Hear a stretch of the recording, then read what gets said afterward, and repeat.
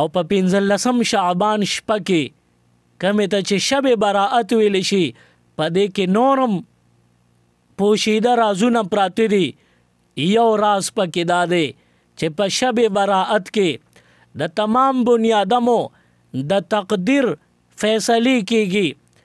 څوک به څومره خوري، څومره به نه خوري، څومره به اغوندي، څومره به نه اغوندي، څومره به په عزت کېږي، څومره به ذلیله کېږي، څوک به پیدا کېږي او څوک به مړه کېږي، څوک به خوشحالېږي، څوک به خفه کېږي. دا ټولې خبرې د 15 شعبان په شپه یعنی شب براءت کې انجام ته رسېږي. نو زموږ او ستاسو د عمرونو فیصلې د 15 شعبان په شپه کې کېږي.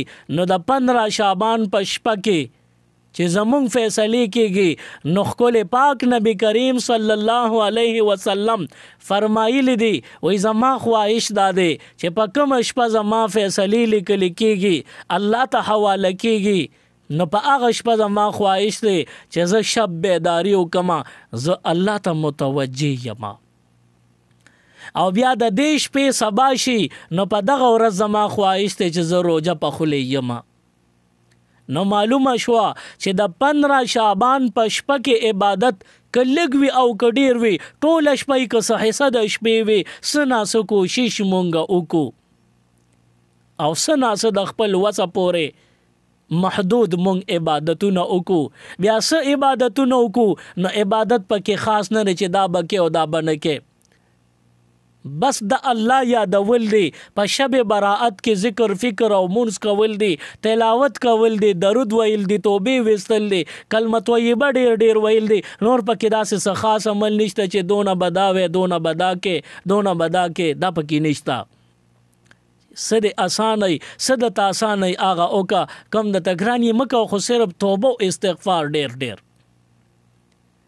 او بیا په سبا باندې روژه نیول دا مبارک کار دی، خو صرف په 15 شعبان باندې روژه نیول دا ضروری نه دی. د اسلامی میاشتو 13 14 15 تاریخ باندې روژه نیول پیغمبر علیه السلام کلم نه دی پرېښی. ایام 20 کې ښکلی پاک نبی کریم صلی الله علیه وسلم روژه کله نه ده پرېښی. نو مونږ به د شعبان په میاشت کې هم 13 14 15 درې روژې به ونیسو، په دې کې به ډېر ثواب وي. چې په یوه روژه باندې څونه ثواب دی چې 3 روژې ونیسي نو ډېر ثواب به وشي، 3 چنده ثواب به زیات شي. د ښکلي نبی کریم صلی الله علیه وسلم ښکلي مبارک سنت به نه پرېږدو. 3 روژې ونیسئ هم د 15 شعبان د روژې فضیلت شو، هم ترې مخکې 2 روژې د هغې ثواب هم به درته وشي، فضیلت به میلو شي. په سنتو دې عمل وکړو. نو 15 شعبان کله دی زمونږ د 400 او د پیښور د رؤیت هلال د کمیټې چې کم سربراهان علماء کرام دي د هغې د فیصلې مطابق 15 شعبان را روان د ګل ورځ د 26 فروری ده. نو مونږ خو به صرف 15 شعبان باندې روژه نه نیسو، مونږ به په 13 14 15 باندې روژه نیسو. نو خالی اتوار او ګل دا 3 ورځې دي او د 3 واړو شپو کې عبادتونو کې په دې کې څه بدیت نشته، ډیر عمل ډیر ثواب. دا شپې اسم مبارکې دي. او بیا د 15 شعبان شپې سره یو روایت د سنن ابن ماجه ز تاسو ته ذکر کوم.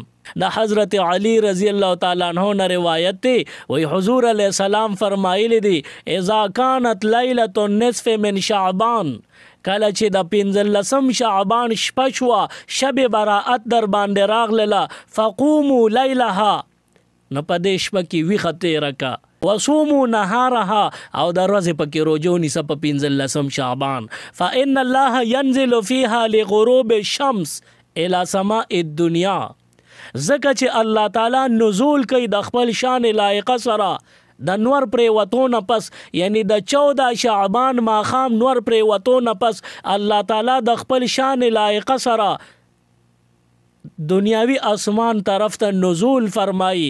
فیقول، او په دغه شپه کې الله تعالی اعلان کوي د خپل شان سره مناسب، الا من مستغفر لی فاغفر له آیا څوک داسې شته چې بخښنه رانه غواړي چې زه وبخم؟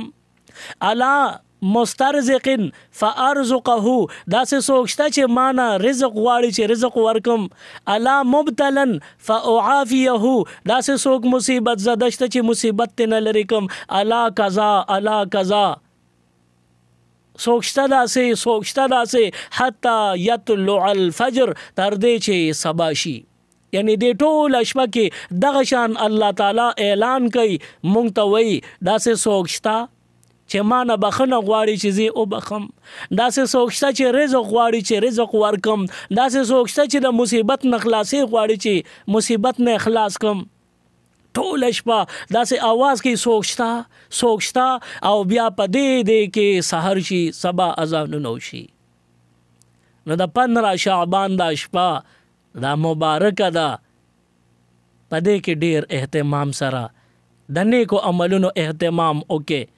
خو یوازې د 15 شعبان شپه نه ده، هر شب قدرست اگر قدر بدانی، اره یو شپه دا مبارک او د قدر وړ ده. ستا په زړه کې قدر و، ستا په زړه کې احترام و، هره شپه د الله د رضا دپاره عبادت کوه. خو بعضې شپې نیکې وي، د نورو نه په فرق وي. نو د شعبان هره شپه مبارکه ده او 13 14 15 ورځ را روان 24 25 26 فروری دا 3 تاریخونه دي، خالی اتوار او ګل. د دې شپې ویخي کې او د دې ورځو کې روجي ونیسه، په دې باندې به الله تعالی ډیر اجرونه او ثوابونه درکړي.